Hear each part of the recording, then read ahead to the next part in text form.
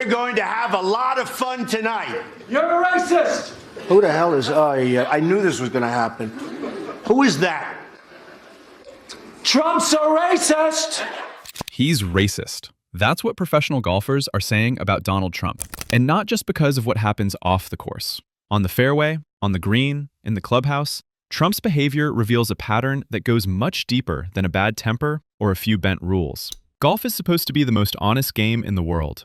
The sport polices itself. Players call penalties on themselves. There are no referees watching every shot. The whole game depends on people following the rules because they want to keep the game pure and fair. That's the honor code of golf. It's a code that separates golf from every other sport. It's what makes golf special. But according to people who have played with Trump for decades, he breaks that code constantly. He breaks it deliberately. He breaks it without shame. The story of why matters now more than ever. If you haven't already, hit that hype button and show some love to this video. Seriously, your hype helps creators like us keep making content that tells the real stories.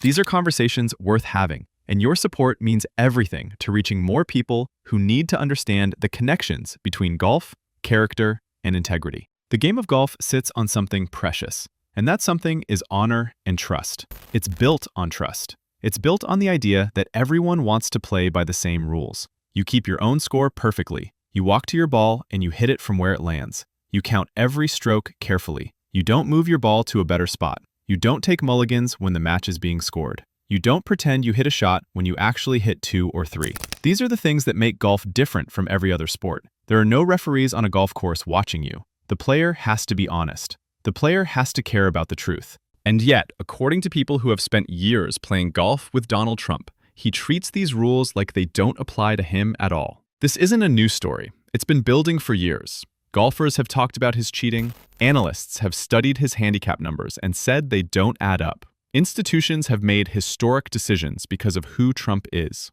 And now, some of the biggest names in golf are willing to connect the dots. They're saying that what Trump does on the golf course isn't separate from what Trump does in the real world. They're saying it's all the same pattern, a pattern that starts decades earlier, in the 1970s, with lawsuits about who gets to rent apartments in New York. A pattern that reveals something fundamental about how Trump thinks about rules and fairness and other people. A pattern that shows that for Trump, the rules are always negotiable if he has the power to change them. Number 12 is Seth Waugh, the CEO of the PGA of America. And he made an announcement that shocked the golf world. It was January 2021. The board of the PGA decided to pull the 2022 PGA Championship away from Trump National Golf Club, Bedminster. This was huge. A major championship, one of the biggest tournaments in professional golf, was being moved because of Donald Trump. Waugh said the decision came down to brand protection. He said hosting a major championship at a Trump property would be detrimental to the PGA of America brand.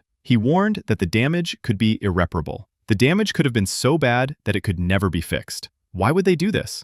Waugh explained that the PGA needed to protect its mission. The mission is to grow the game across diverse communities. The mission is to bring golf to people who haven't traditionally been welcome in the sport. Trump's public image, his rhetoric about race and democracy, created a conflict with that mission. The PGA also had other reasons. They worried about friction with their own members. They worried about international relationships with golf tours in other countries. They worried about diversity programs and sponsorships. They worried about the future. The decision said that future major championship sites through 2034 would exclude all Trump-owned properties to avoid political situations. This wasn't a temporary decision. This was a statement about the future of professional golf. The bottom line was this. The PGA decided that being connected to Trump was bad for business and bad for the values of the game itself. Being associated with Trump threatened everything the PGA was trying to build and everything they stood for. This wasn't the first time the PGA had stepped away from Trump either. Back in 2015, they canceled the Grand Slam of golf in Los Angeles after Trump made comments about Mexican immigrants. But the Bedminster decision was different and more significant. This was a major championship. This was a huge tournament watched by millions of people around the world. And it sent a powerful message to the entire golf world. The sport's governing body had decided that Trump was a liability.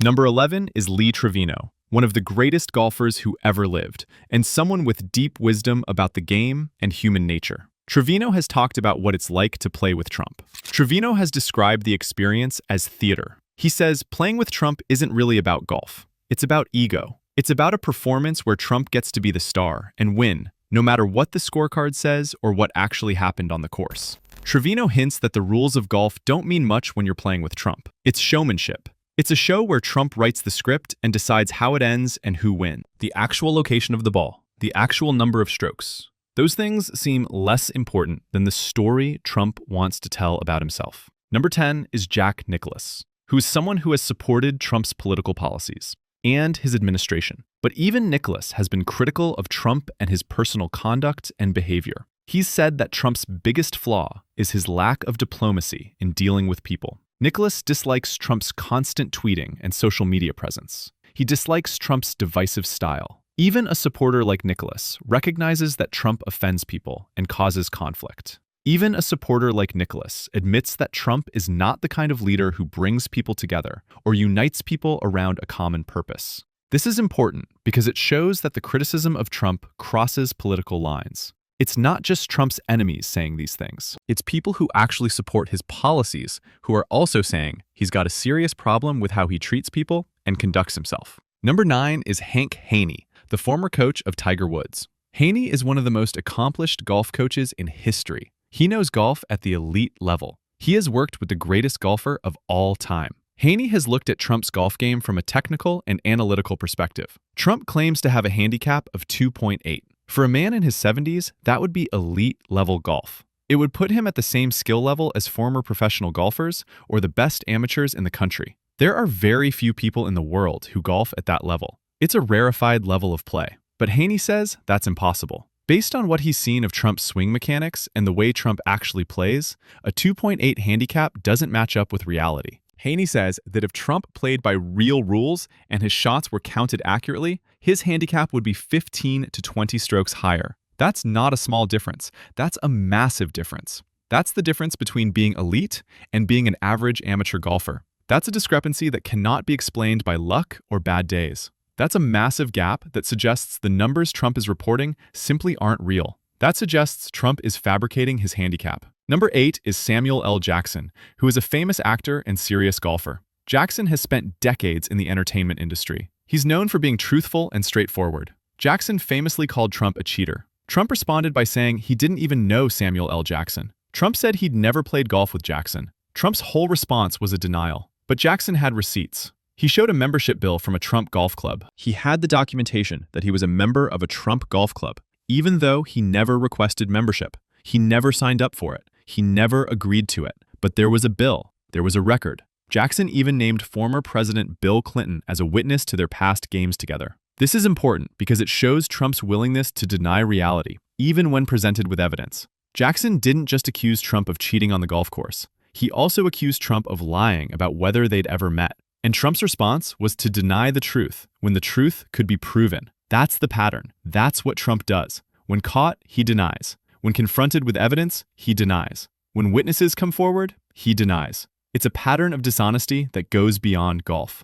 Number 7 is Brad Faxon, who is an 8-time winner on the PGA Tour. Faxon is a serious professional golfer with real credentials. He has earned millions of dollars playing professional golf. He has played in major tournaments. He knows what real golf looks like at the highest level. Faxon played around with Trump, and they had Tiger Woods and Dustin Johnson in their group. Think about that. Tiger Woods is the greatest golfer of all time. Dustin Johnson is one of the best players in the world right now. Brad Faxon is a successful professional golfer, and Trump is in this foursome with 3 elite players. Faxon described a hole where Trump hit 2 balls into the water. That's a clear penalty under the rules of golf. 2 strokes off the tee plus 2 strokes for the penalty equals at least 4 strokes already before he even hits another shot. But Trump took multiple mulligans. He hit extra shots that don't count. He completely ignored the water balls as if they never happened. And then he marked a par on his scorecard.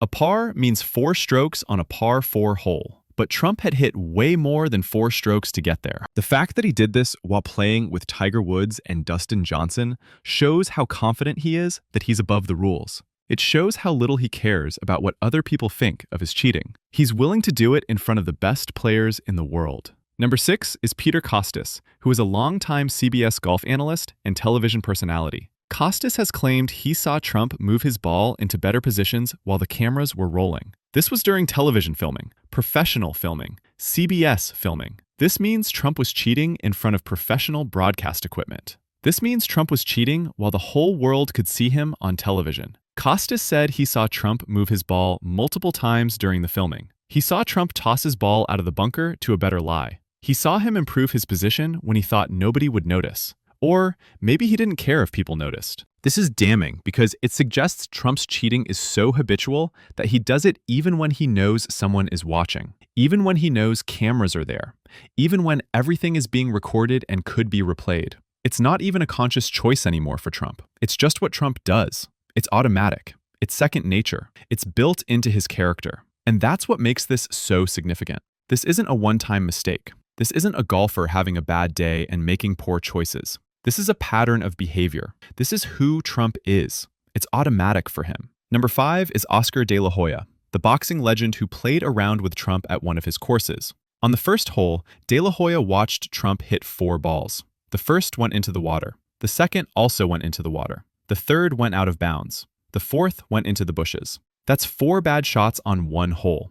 4 shots that all resulted in lost balls or balls out of play. But then Trump drove ahead in his cart and claimed he'd found his original ball in the middle of the fairway. The ball magically appeared in a good spot. How does that happen? How does a ball go from the bushes to the middle of the fairway? It doesn't unless someone moves it. Later, on a par 3 hole, Trump hit a shot that clearly went out of bounds. Anyone watching could see it go over the line, but he claimed his ball was 3 feet from the pin. 3 feet on the green, ready to be putted. He called it a gimme, meaning he didn't even have to putt it. He just counted it as a made hole. De La Hoya summed it up by saying, "I guess it was his course, so it was his rules." This captures the whole philosophy perfectly.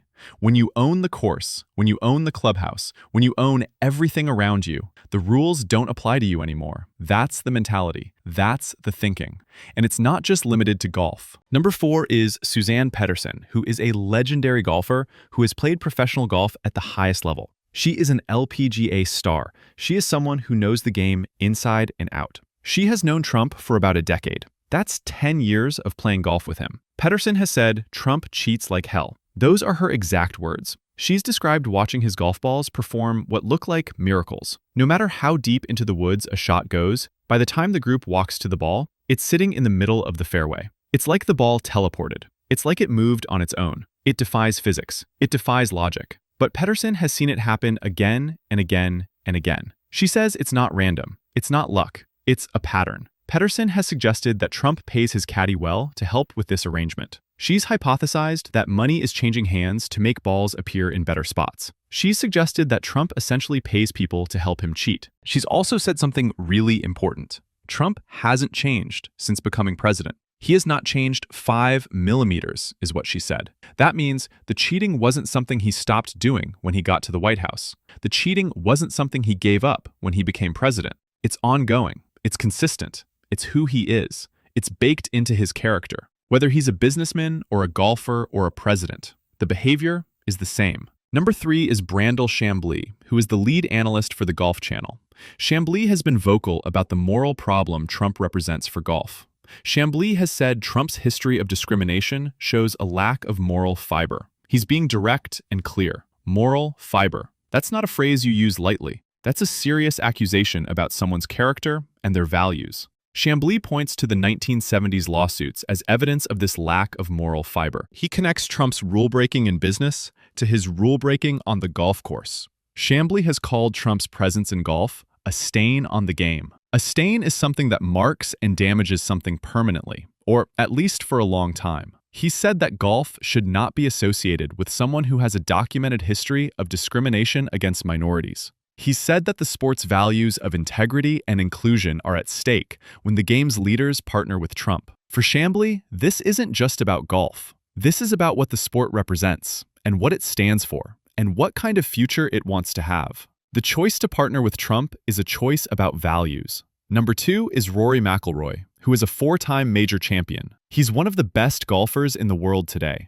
He's won multiple major championships. He's a household name in golf. For a while, McIlroy seemed friendly with Trump. They seemed to have a cordial relationship. But in 2020, during the racial justice protests after George Floyd's death, McElroy made a firm decision. He publicly said he would not play with Trump again. He said Trump's leadership style was divisive. He said Trump's rhetoric during a time of national racial tension was wrong. He was clear and direct. McElroy's shift was important because he's one of the biggest names in professional golf. When someone of his stature says they won't associate with Trump, it sends a powerful message to other players. It gives them permission to distance themselves too. McElroy was saying that some things are more important than politics or business or personal relationships. Some things are about basic values and basic decency. Some things are about standing up for what's right, even if it costs you something personally or professionally. Number 1 is Rick Riley, who is a Hall of Fame sports writer who has observed Trump's game for more than 30 years. Riley is the one who has made the boldest connection. He has explicitly linked Trump's housing discrimination lawsuit from 1973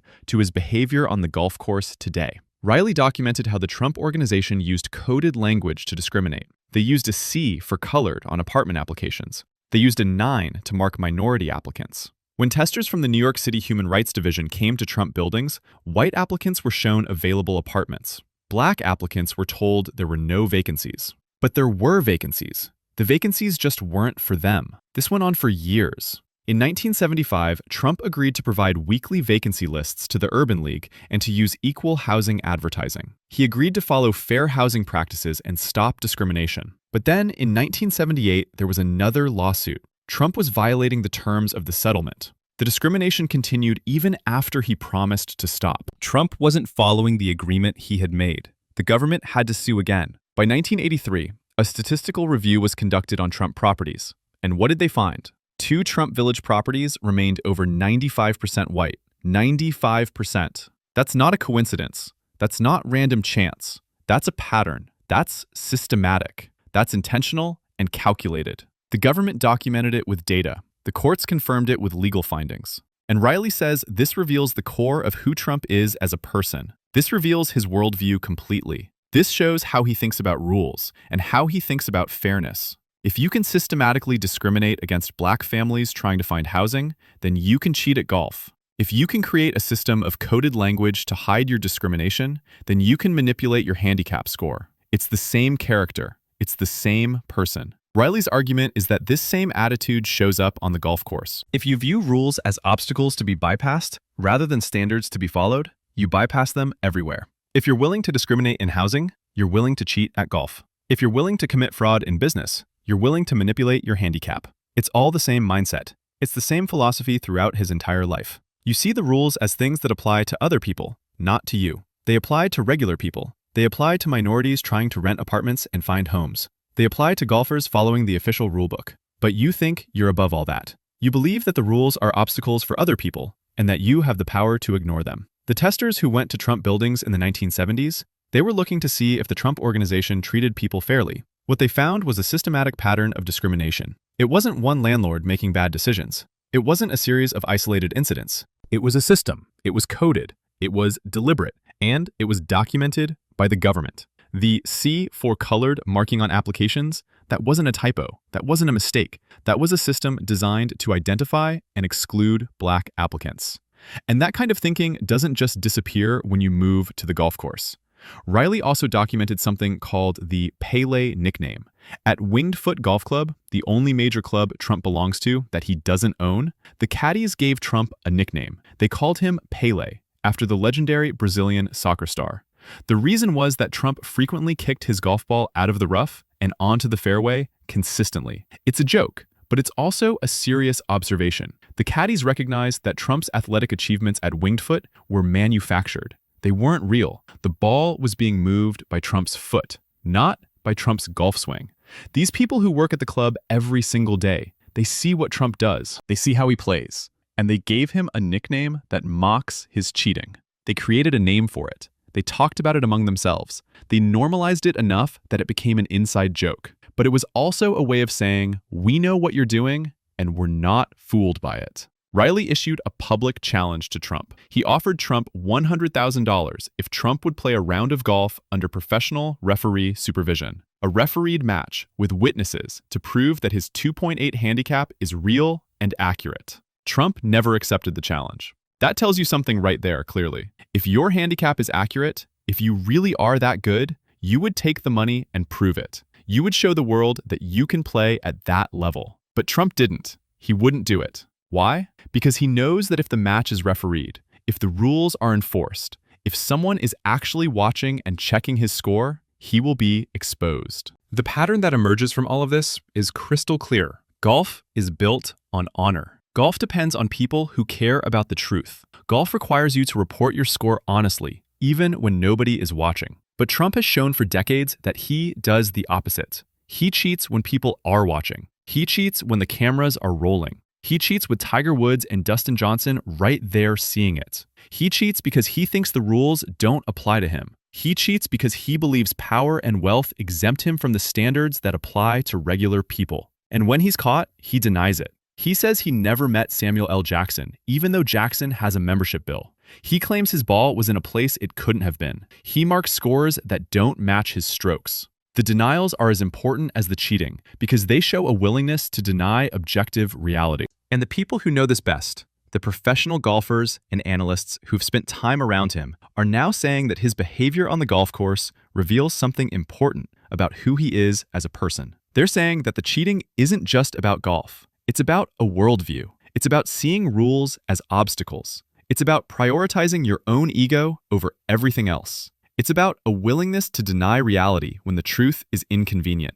It's about believing that because you have money and power, the normal rules don't apply to you. The housing discrimination cases from the 1970s show that this isn't new. The coded markings, the refusal to rent to black families, the violations of settlements, the statistical evidence that properties stayed predominantly white. These are things that happened decades ago. They're documented. They're in court records. And according to critics like Rick Riley and Brandel Chambly, they reveal the core of who Trump is. The golf cheating is consistent with the housing discrimination. The denials, when caught, are consistent with Trump's denial to Samuel L. Jackson that they'd ever played together. It's all part of the same pattern. The PGA of America's decision to move the championship wasn't made in a vacuum. Seth Waugh and the board didn't just wake up one day and decide to pull the tournament without serious deliberation and analysis. They were responding to mounting pressure from players and from the public. They were responding to a recognition that golf's future depends on growth among diverse communities.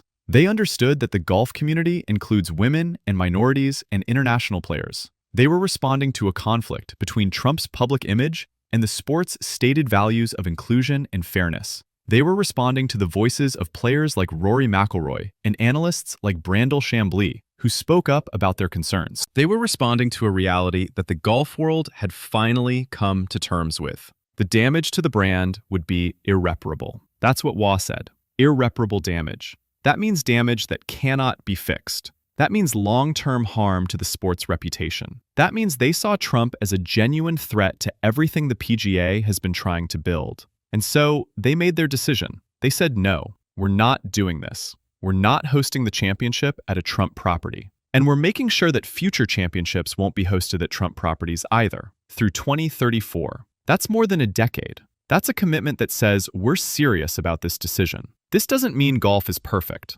Golf has a history of exclusion. Golf clubs historically kept out women and minorities. Golf was a sport for the wealthy and privileged. But golf is trying to change. Golf is trying to grow. Golf is trying to become more inclusive. And that mission is incompatible with being associated with Trump. That mission requires partners who share those values. That mission requires people who care about fairness and inclusion. Trump is the opposite. Trump is about exclusion. Trump is about rules for thee, but not for me. What makes this story matter is what it reveals about character. If you cheat at golf if you move the ball when nobody's looking, if you take mulligans that nobody agreed to, if you count a par when you hit 5 strokes, what does that say about you? If you move the ball even when the cameras are rolling, what does that say about you? If you deny knowing someone when you know them, if you deny a bill when the bill exists, what does that say about you? It says you are willing to lie. It says you are willing to cheat. It says you don't believe the rules apply to you. The golfers who have spoken up, the ones who have played with Trump, the ones who have studied his game, the ones who have analyzed his handicap, they're all saying the same thing. Trump's relationship with rules is broken. Trump's relationship with truth is broken. Trump plays by a different set of standards than everyone else. And he's okay with that. He doesn't seem to have any shame about it. He doesn't apologize. He just keeps doing it. For professional golfers, this matters. Rory McIlroy, a player who could play with anyone, decided he wouldn't play with Trump. That's a choice. That's a statement about values. Lee Trevino describes it as theater, as if Trump isn't really playing golf, but just performing on a golf course. Jack Nicklaus, even while supporting Trump, has to admit that Trump lacks diplomacy and offends people. Brandel Chambly says the sport's moral fiber was compromised by association with Trump. All of these statements are important. All of these voices matter. They're all saying that something is wrong. The institutional response from the PGA matters too. When Seth Waugh and the board decided to move the championship, they were saying that the values of professional golf are more important than the prestige of hosting a major tournament at a Trump property. They were saying that growing the game among diverse communities is more important than associating with Trump. They were saying that the long-term mission of the PGA is incompatible with being connected to Trump. They were saying that the damage to the brand would be irreparable. That's a strong statement. That's a statement that comes from deep analysis and deep concern. But here's what's important to understand. The golf world is reflecting something larger. It's reflecting a country trying to grapple with questions of character and integrity. It's reflecting an institution saying that values matter. It's reflecting players saying that who someone is matters more than what they claim to be. It's reflecting a realization that you cannot build an inclusive future with someone who has a documented history of discrimination and exclusion. The story of Trump and golf is ultimately a story about truth. Can you trust someone who lies about whether he's played golf with Samuel L. Jackson when there's a membership bill? Can you trust someone whose balls magically appear in the fairway when they were just in the woods? Can you trust someone who claims to shoot rounds in the 60s when he's never broken 80? Can you trust someone whose handicap is claimed to be elite level when every technical expert says it's impossible? Can you trust someone who used coded language to deny housing to black families? The answer is no. You can't trust any of that. The golfers are saying no.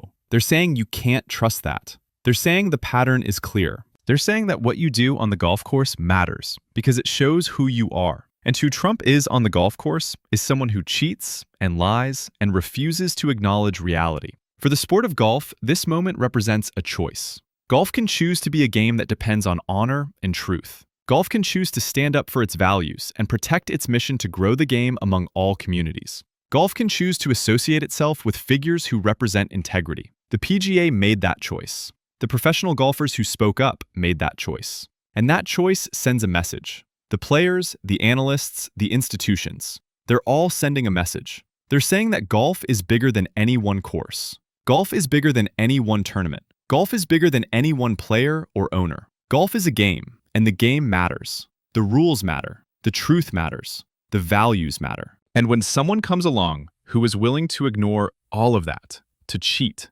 and lie and deny reality, the golf world now knows what to do. They step back, they speak up, they protect the game, and they protect the values that the game represents. This is the story that the golfers are telling. This is the story that the institutions are confirming by their actions. And this is the story that matters now more than ever, because it goes to the heart of who we are as a society and what values we actually care about defending. Because what happens in golf doesn't stay in golf. What we tolerate in sports, we tolerate in society. What we accept from our leaders in one arena, we accept in another. And the golf world has decided it's not willing to accept Trump's approach to rules and truth anymore. That's what these golfers are saying loud and clear. That's what the PGA is saying with their decision. That's what really matters. That's the message that echoes beyond the fairways and into the broader culture. The game of golf is saying that character counts, that integrity matters, that truth is more important than ego. And that's a message we should all be listening to carefully. Because if someone will cheat at golf, they will cheat at business. If someone will lie about playing with Samuel L. Jackson, they will lie about other things. If someone will create systems to discriminate against people trying to rent apartments, they will do other harmful things. The pattern reveals the person. The behavior shows who you are. And the golf world has looked at Trump's behavior and decided they want no part of it. The golf world has said that some things are more important than money. Some things are more important than prestige. Some things are more important than hosting a major tournament. Values are more important. Integrity is more important. Truth is more important. And that's a stand that matters. That's a stand that sends a message to the rest of the world. That's a stand that says, we care about who we're associated with. We care about what we stand for. We care about the values we represent. And when those values come into conflict with profit or prestige, we choose the values. That's what the PGA did. That's what the golfers did. And that's what we should all do in our own lives. We should all ask ourselves what we stand for. What values do we actually have? Are we willing to defend those values even when it costs us something? The golf world answered that question. Now it's up to all of us to think about how we answer it in our own lives. That's what this story is really about. That's why it matters.